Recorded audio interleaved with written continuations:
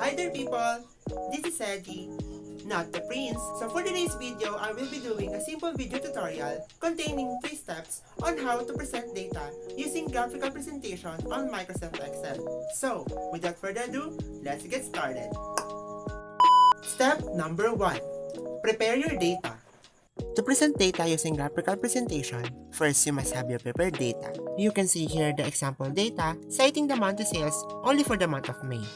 Step number 2. Select the data and click the Insert button.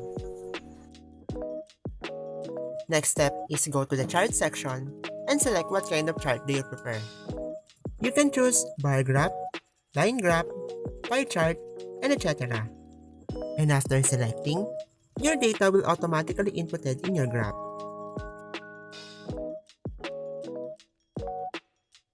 Step number 3. Customize your data.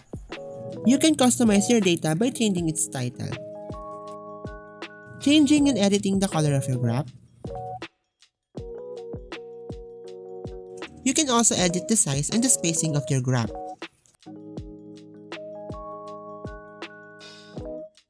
Put some label on it.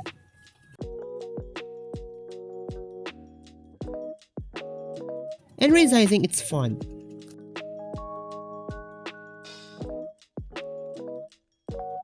Take note, use Ctrl key plus Z to undo your mistakes. And always remember to click or select the specific parts that you wanted to edit.